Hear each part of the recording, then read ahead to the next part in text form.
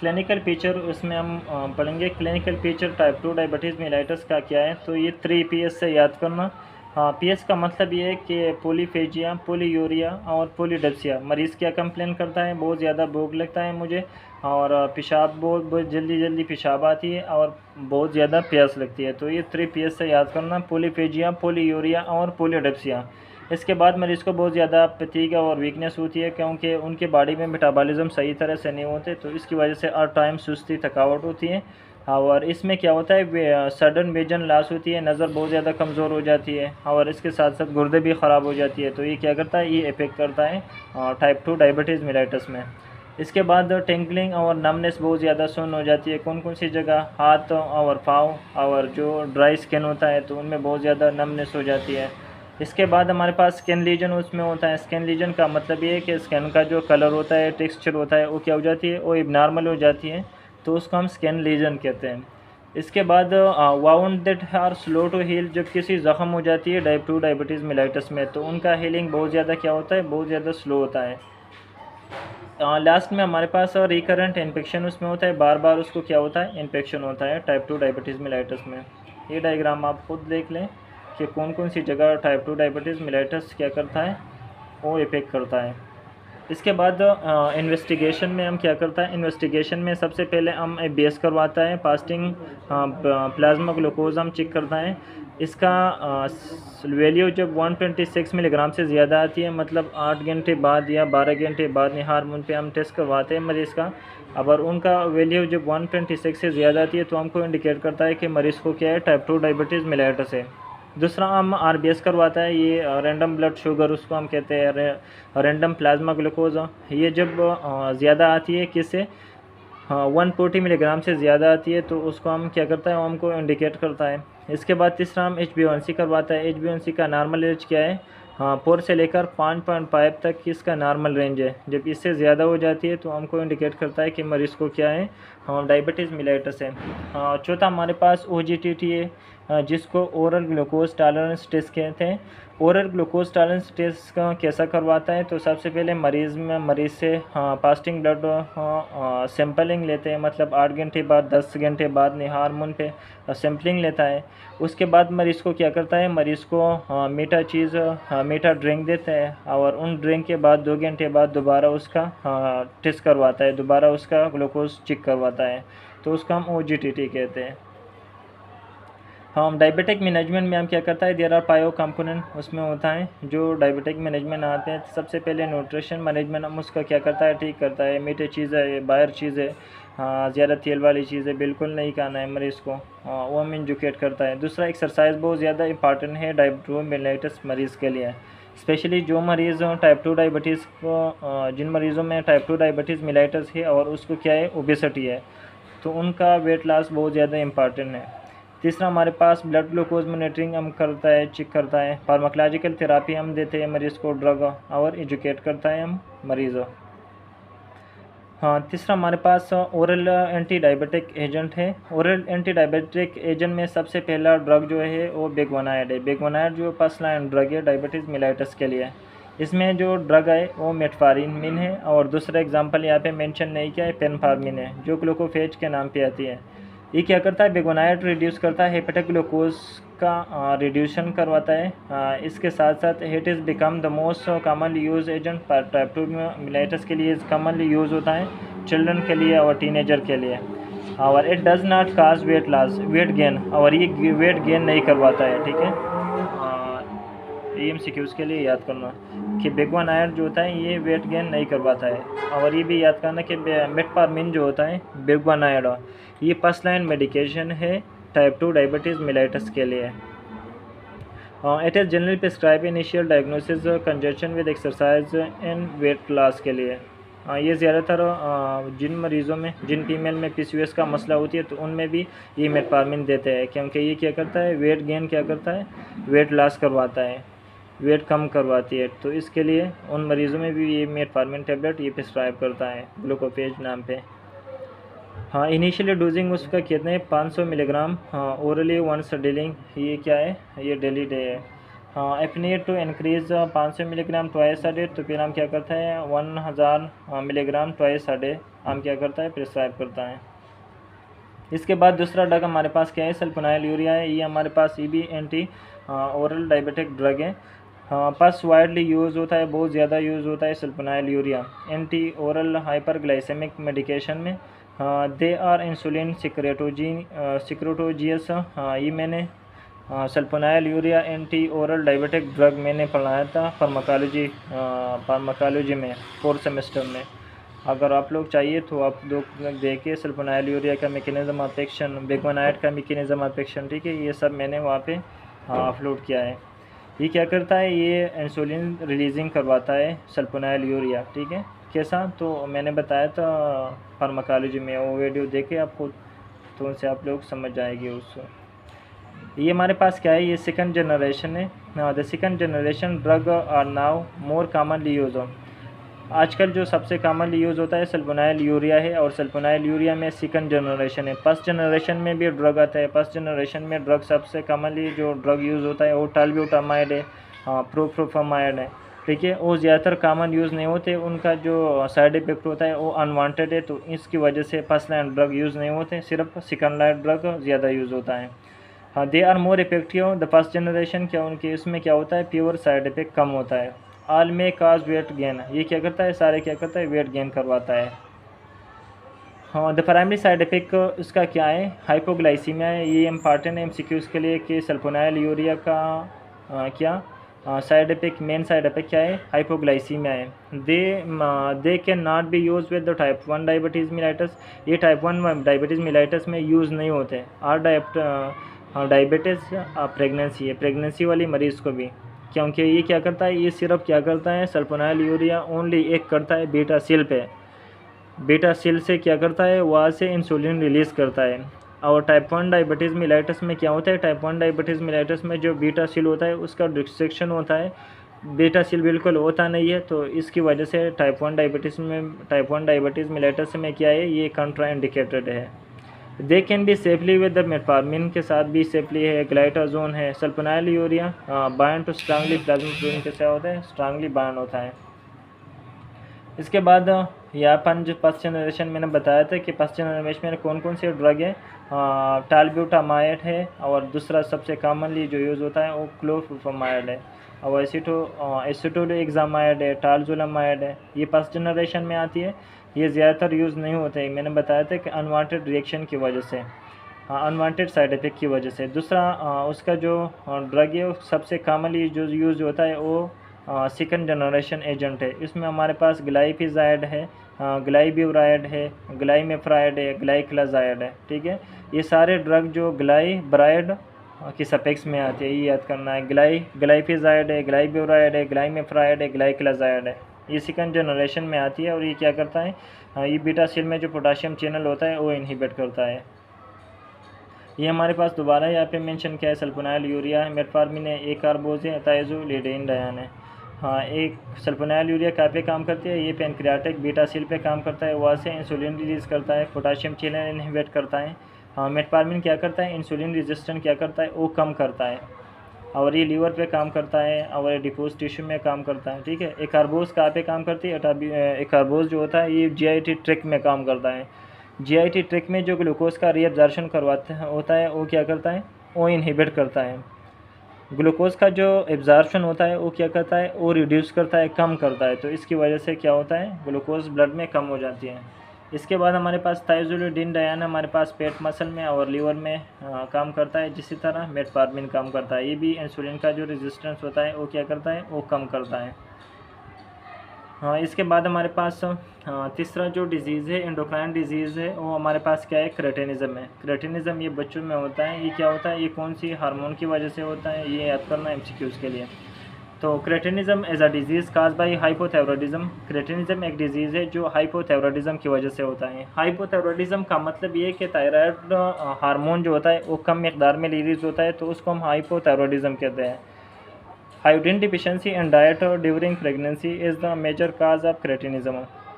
During pregnancy क्या होता है, आयोडीन का जब डिफिशियंसी आ जाती है तो इससे क्या हो जाती है, मेजर काज होती है क्रेटिनिज्म की। एमसीक्यूज़ के लिए याद करना कि क्रेटिनिज्म सबसे मेन काज क्या है, ड्यूरिंग डिलीवरी फीमेल क्या करता है, उसमें जब आयोडीन का डिफिशियंसी आ जाती है तो इसकी वजह से बच्चे को क्या होता है, क्रेटिनिज्म होता है। Hypothyroidism lead to impair development. Hypothyroidism जब बच्चे में होता है तो उसमें क्या होता है, ड्यूस का डेवलपमेंट कम हो जाती है, स्लो हो जाती है, फेटस का growing, mental retardation, stunted growth, ये सारे क्या हो जाती है, ये बहुत ज़्यादा डिले हो जाती है। The thyroid gland is one of the important endocrine gland of the body are present in the neck. Thyroid gland जो है हमारी बॉडी में बहुत ज़्यादा इंपॉर्टेंट ग्लैंड है, जो कि हमारी बॉडी में जो मेटाबॉलिज्म करवाते हैं, ग्रोथ करवाते हैं, उनमें बहुत ज़्यादा इंपॉर्टेंट रोल अदा करता है। और ये कहाँ पे होता है, ये हमारी नेक रीजन में होता है, फ्रंट ऑफ द ट्रकिया होता है इसमें। हाँ, it synthesis and secrete thyroid hormone. ये क्या करता है, ये थायराइड हार्मोन सिक्रिएट करता है, जैसे कि ट्राई आयोडोथायरोनिनेट जिसको T3 कहते हैं, टेट्रा आयोडोथायरोनिनेट जिसको T4 कहते हैं। Iodine play a critical role in the synthesis of thyroid hormone. Iodine मैंने बताया था कि क्रेटिनिज्म में हमारे पास क्या होता है, ड्यूरिंग प्रेगनेंसी क्या होता है, आयोडीन का डिफिशियंसी आता है। आयोडीन बहुत ज़्यादा इंपॉर्टेंट है जब हम खाने में लेते हैं। ये क्या करता है, ये थायराइड हार्मोन जो बनता है T3 और T4, इनमें बहुत ज़्यादा इंपॉर्टेंट क्रिटिकल रोल अदा करता है आयोडीन। मतलब आयोडीन से क्या बनता है, आयोडीन से T3 और T4 बनता है, ठीक है। इसके बाद हमारे पास क्रेटिनिज्म का टाइप क्या है, तो सबसे पहला कॉमन काज जो है कंजेंटल। कंजेंटल का मतलब है कि बाय बर्थ किसी बच्चे को होता है। हाँ, it can cause due to defect of the gene, ये जीन की वजह से होता है, इंक्लूडिंग वेरियस एंजाइम की वजह से involve thyroid hormone synthesis such as thyroglobulin है। थायरोग्लोबुलिन जो मोस्ट इंपॉर्टेंट रोल अदा करता है ड्यूरिंग T3 और T4 के प्रोडक्शन में। थायराइड स्टिमुलेटिंग हार्मोन है। This type of hypothyroidism is also called congenital hypothyroidism. हाँ, इस टाइप को हम क्या कहते हैं, इस टाइप को हम कंजेनिटल हाइपोथायरॉयडिज्म भी कहते हैं, जो हमारे पास क्या है, नॉन गॉइटरस है। हाँ, there are the least 5 type of क्या, congenital hypothyroidism non goitrous due to mutation of 5 different gene की वजह से जो डिजीज़ आता है, तो हम पढ़ेंगे, ठीक है।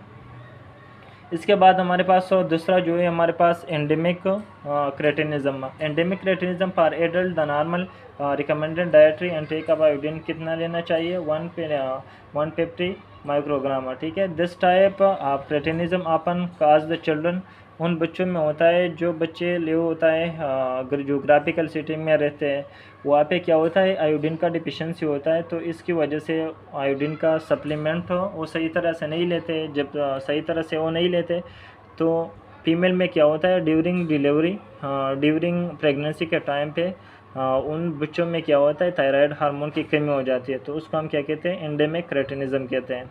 Exposure to radioactive iodine during pregnancy में also be cause some cases. Use of anti thyroid drug हम देते हैं, उसको हम सल्फोनामाइड ड्यूरिंग प्रेगनेंसी, उसके प्रिवेंशन के लिए, ठीक है। तीसरा हमारे पास न्यूरोलॉजिकल क्रेटिनिज्म है। न्यूरोलॉजिकल हमारे पास रिटार्डेड ग्रोथ की वजह से या सेवरल मेटार्डन रिटार्डेशन की वजह से जो आती है, उसको हम न्यूरोलॉजिकल क्रेटिनिज्म कहते हैं। क्रेटिनिज्म का काजेज हमारे पास बताया था मैंने कि लेक थायराइड ग्लैंड का लेकिंग हो जाती है, इसका फेलर हो जाती है जब थायराइड ग्लैंड प्रॉपरली प्रोड्यूस नहीं करते हैं थायराइड हार्मोन, तो उसको हम कंजेनिटल क्रेटिनिज्म या कंजेनिटल आयोडीन डिफिशियंसी सिंड्रोम कहते हैं। Iodine deficiency in the diet, जब हम आयोडीन का डिफिशियंसी डाइट में कम लेते हैं तो हमारे पास किस में आते हैं, वो एंडेमिक क्रेटिनिज्म में आती है। न्यूनेटल क्रेटिनिज्म में also because maternal hypothyroidism. Neonatal cretinism का मतलब है ड्यूरिंग प्रेगनेंसी के टाइम पे, मैटरनल टाइम पे जब प्रॉपरली आयोडीन नहीं लेते तो इसकी वजह से हाइपोथायरॉयडिज्म होता है। हाइपोथायरॉयडिज्म में result from the treatment of hyperthyroidism anti thyroid drug radio active iodine drug हम क्या करता है, वो हम यूज़ करता है। इसके बाद हमारे पास क्रेटिनिज्म सिम्टम, उसमें क्या होता है, generally characterize by stunted growth and mental retardation, उसमें होता है। Mild neurological impairment with reduce muscle tone and coordination क्या होता है, वो रिड्यूस होता है, कम हो जाती है। हियरिंग स्पीच में क्या होता है, वो डिफेक्ट हो जाती है। कौन सी मरीज़ों को, क्रेटिनिज्म वाली मरीज़ों को। अनएबल टू पोस्चर, उसका बैलेंस क्या होता है, वो अल्टर हो जाती है, उसका style. Enlargement of thyroid gland, उसमें होता है ग्वाइटर हो जाती है, जिसको ग्वाइटर कहते हैं। ग्वाइटर क्या होता है, जब थायराइड ग्लैंड का एनलार्जमेंट हो जाती है। The sparseness of the hair in nail और हाथ पे ईयर आ जाती है, कम हो जाती है। Voice well deep in horse हो जाती है। रिटार्डेशन सेक्सुअल एट्रीब्यूट कम हो जाती है। डिले टेंडन रिफ्लेक्सेस हो जाती है। डिक्रीज इंटेलेक्चुअल IQ लेवल क्या हो जाती है, वो कम हो जाती है। उसमें एनलार्ज टंग हो जाती है। प्रोट्रूडेड एब्डामन बाहर की तरफ आ जाती है। अम्बेलिकल हार्निया हो जाती है, मरीज़ को शार्ट स्टेचर हो जाती है। हाँ, इसके बाद डायग्नोसिस ऑफ क्रेटिनिज्म में क्या करता है हम एंटीनेटल स्क्रीनिंग टेस्ट होता है, फर्स्ट मंथ में हम करवाता है ड्यूरिंग प्रेगनेंसी के। टेक्टेनियम हमारे पास 99 पार्टिकिनेट थायराइड स्कैन होता है। रेडियो एक्टिव आयोडीन हम करवाता है test to differentiate between the congenital absence of the defect of the organification process हम क्या करता है, वो हम चेक करता है। एलिवेटेड उसमें सीरम थायराइड बाइंडिंग ग्लोबुलिन उसमें ज़्यादा होता है एंड TSH लेवल उसमें क्या होता है, वो ज़्यादा होता है। एलिवेटेड सीरम T3 एंड इसमें सीरम T3 क्या होता है, वो ज़्यादा होता है और T4 क्या होता है, वो कम हो जाती है। उसमें ट्रीटमेंट हम क्या देते हैं, थायरॉक्सिन देते हैं, ठीक है, हाइपोथायरॉयडिज्म कंडीशन में। ये देखिए ये एग्जांपल है, क्रेटिनिज्म का एग्जांपल है, ठीक है। हाँ, इसके बाद हमारे पास तीसरा डिजीज़ हमारे पास चौथा डिजीज़ एंडोक्राइन और एडिशन डिजीज़ है। एडिशन डिजीज़ ये हमारे पास एड्रेनल ग्लैंड का डिजीज़ है। एड्रेनल ग्लैंड हमारे पास कॉर्टिसोल हमारे पास रिलीज़ करता है, अल्डोस्टेरोन रिलीज़ करता है, ठीक है। जब उनमें कोई अल्टरिंग आ जाती है, चेंजिंग आता है, तो उनकी वजह से जो डिजीज़ आते हैं वो हम पढ़ेंगे। तो इनमें सबसे पहला डिजीज़ जो है वो क्या है, वो एडिशन डिजीज़ है। एडिशन डिजीज़ क्या होता है, एडिशन डिजीज़ अरेर क्रॉनिक कंडीशन है। इसमें क्या होता है, एड्रेनल ग्लैंड जो होता है don't produce any of the hormonal, उसमें कार्टिसोल और अल्डोस्टेरोन बहुत कम मिकदार में रिलीज़ होता है। कार्टिसोल और अल्डोस्टेरोन क्या होता है, उसमें बहुत कम मिकदार में सिक्रेट होता है। अल्डोस्टेरोन और कार्टिसोल कौन रिलीज़ करता है, एड्रेनल ग्लैंड, हमारी गुर्दे के ऊपर जो ग्लैंड होता है एड्रेनल कार्टेक्स, वहाँ से अल्डोस्टेरोन और कॉर्टिसोल लेवल से।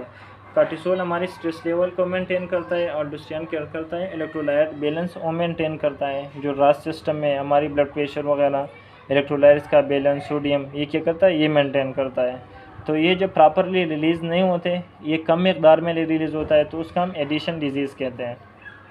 तो ये MCQs के लिए याद करना कि एडिशन डिजीज़ में कार्टिसोल और अल्डोस्टेरोन कम मिकदार में सिक्रेट होता है। It's most after cause by autoimmune attack की वजह से होता है। हाइपोएड्रेनलिज्म उसमें होता है, मतलब कम मिकदार से जब अल्डोस्टेरोन रिलीज होता है तो उसको हम हाइपोएड्रेनलिज्म कहते हैं। मोस्ट कॉमन बिटवीन, ये ज़्यादातर 30 से लेकर 50 एज वाली मरीज़ों में होता है। इसमें सिम्टम क्या होता है, स्टेडी वर्सिंग फैटीग उसमें होता है। मोस्ट कॉमन सिम्टम्स में ये होता है। पेटीचर डार्क स्किन उसमें होता है, जिसको हाइपर पिगमेंटेशन कहते हैं। स्पेशली काफे स्किन एरिया पे स्कारिंग हो जाती है और क्रेजेस ऑफ गम्स में होता है, ठीक है। इसमें लो ब्लड प्रेशर उसमें होता है, विच कैन काज लाइटेडनेस उसमें होती है, काज करती है, डेजीनेस चक्कर आती है उसकी वजह से। Changing in mood and behaviour में चेंजिंग आती है, इरिटेबिलिटी गुस्सा होती है मरीज़ को, डिप्रेशन होती है और पोर कंसंट्रेशन होती है उसमें। हाँ, उसमें एब्डामिनल पेन होती है मरीज़ को, नोजिया वॉमिटिंग उसमें होता है, डायरिया होती है मरीज़ को, लासिपी टाइप, भूख नहीं लगती है मरीज़ को, अनइंटेंशनल वेट लॉस उसमें होता है, मसल पेन उसमें होता है, मसल स्पाज़म उसमें मरीज़ों में होता है, जॉइंट पेन होता है, डिहाइड्रेशन होता है मरीज़ को, craving for salty food, low blood sugar जिसको हाइपोग्लाइसेमिया होता है, वो कंडीशन इसमें होता है। हाँ, इसका काज मैंने बताया था कि रिपीटेड इन्फेक्शन, ज़्यादातर इन्फेक्शन की वजह से, जैसे कि कौन कौन सी इन्फेक्शन, HIV है, एड्स है, ये क्या करता है, हमारा इम्यून सिस्टम क्या करता है, वो रिड्यूस करता है, उनका एक्शन कम करता है। फंगल इन्फेक्शन की वजह से हो सकता है, एड्रेनल ग्लैंड की कैंसर की वजह से, ब्लीडिंग हेमरेजिंग की वजह से, एंड योर एड्रेनल ग्लैंड, जब एड्रेनल ग्लैंड को क्या हो जाती है, ब्लीडिंग हो जाती है। Surgical removal of the adrenal gland, जिसको हिस्टोप्लाज्मोसिस कहते हैं, और ट्यूबरक्लोसिस की वजह से भी होता है। इन्वेस्टिगेशन हम क्या करता है, ब्लड टेस्ट हम करवाता है, measure the level of sodium, potassium, cortisol और ACTH इन द ब्लड हम क्या करता है, वो हम चेक करता है। CT स्कैन हम करवाता है और MRI हम करवाता है। इसके बाद जो लास्ट डिजीज़ है वो कुशिंग सिंड्रोम है। कुशिंग सिंड्रोम क्या होता है, कुशिंग सिंड्रोम हमारे पास कुशिंग सिंड्रोम में क्या होता है, एक्सेसिव एड्रेनोकार्टिकल हार्मोन जिसमें ग्लूकोकार्टिकाइड है, मिनरलोकार्टिकाइड है और एड्रेनलिन है। यही हार्मोन मैंने बताया था कोर्टिसोल और ड्यूस्टेरोन, एक उसमें क्या होता है, ये ज़्यादा रिलीज़ होता है। कुशिंग सिंड्रोम और एडिशन डिजीज़ ये दोनों अपोजिट है। एडिशन डिजीज़ में ग्लूकोकार्टिकाइड मिनरलोकार्टिकाइड ये कम रिलीज़ होता है, और कुशिंग सिंड्रोम में क्या होता है, एड्रेनलोकार्टिकाइड और दूसरा ग्लूकोकार्टिकाइड मिनरलोकार्टिकाइड ये क्या होता है, ये ज़्यादा रिलीज़ होता है, एक्सेसिव रिलीज़ होता है, तो उसका हम क्या कहते हैं, कुशिंग सिंड्रोम कहते हैं। द सिंड्रोम में result from the excessive administration या कॉर्टिकोस्टेरॉइड ज़्यादातर लोग जो एडमिनिस्ट करता है ज़्यादातर लेते हैं, तो इसकी वजह से क्या होता है, ACTH का लेवल बढ़ जाती है, हाइपरप्लेसिया होते हैं मरीज़ में, एड्रेनल कॉर्टेक्स में, या पिट्यूटरी ट्यूमर किसी मरीज़ को होता है, तो इसकी वजह से भी होता है। इसके बाद पैथोफिजियोलॉजी उसका क्या है, तो पैथोफिजियोलॉजी हमारे पास Cushing syndrome is commonly cause by use corticosteroid, जो लोग ज़्यादातर मेडिकेशन यूज़ करता है, and infrequently due to excessive corticosteroid production by adrenal cortex. ये क्या करता है, कॉर्टिकोस्टेरॉइड मेडिकेशन क्या करता है, एड्रेनल ग्लैंड से एड्रेनल कॉर्टेक्स से क्या करता है, कॉर्टिकोस्टेरॉइड का प्रोडक्शन क्या करता है, वो ज़्यादा करवाता है। ओवर प्रोडक्शन उसमें हमारे पास एंडोजीनस कॉर्टिकोस्टेरॉइड ज़्यादा रिलीज़ होता है, may be cause by several mechanism की वजह से, including tumour of the pituitary gland की वजह से, that produce ACTH and stimulate the adrenal cortex, उसमें क्या होता है, ज़्यादा रिलीज़ होता है।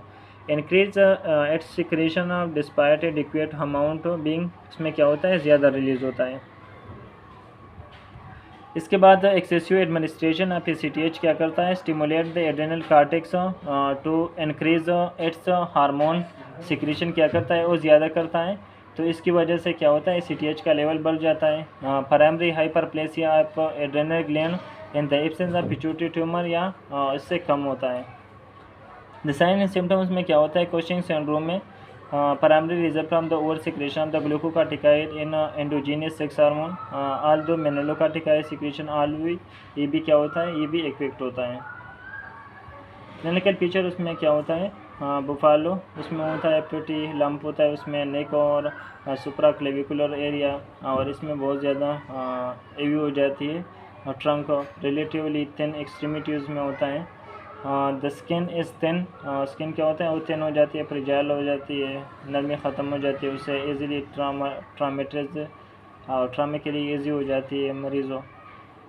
एक्सेसिव प्रोटीन कैटाबॉलिज्म उसमें होता है, आकर प्रोड्यूसिंग मसल वेस्टिंग उसमें होता है, जिसको ऑस्टियोपोरोसिस मरीज़ में ज़्यादातर उसका रिस्क बढ़ती है। वीकनेस इज लेस्टिट्यूड होते में उसमें होता है, लेका फिजिकल एंड मेंटल एनर्जी क्या होता है, कम हो जाती है।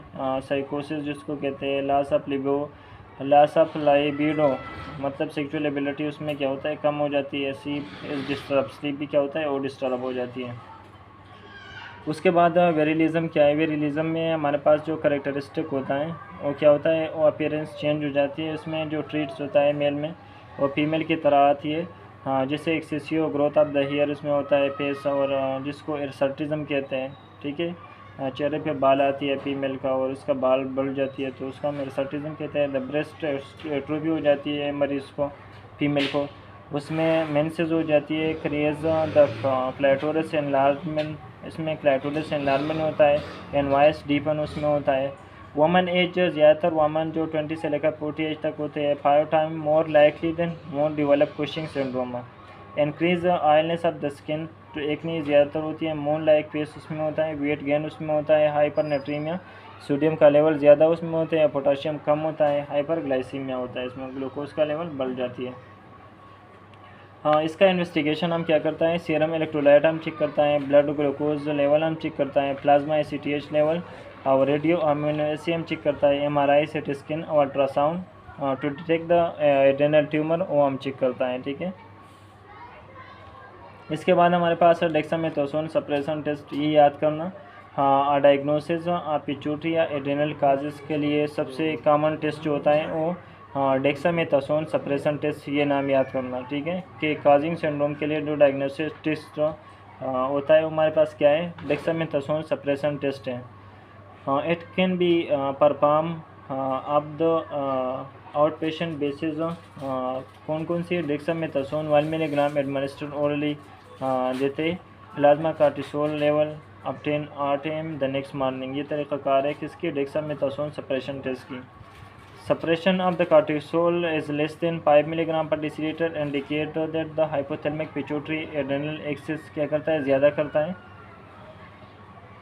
इसका मैनेजमेंट रेडियोथेरापी देते हैं मरीज़ को, और radiation of the pituitary gland की वजह से क्या करता है? वो ख़त्म करता है, उनसे जो सिम्टम आती है वो कम करता है। एड्रेनलेक्टोमी करता है। The treatment of choice in patient with primary adrenal hypertrophy किसी मरीज़ को होता है। ट्रांसपिनाइडल हाइपोपाइसेक्टोमी करवाता है।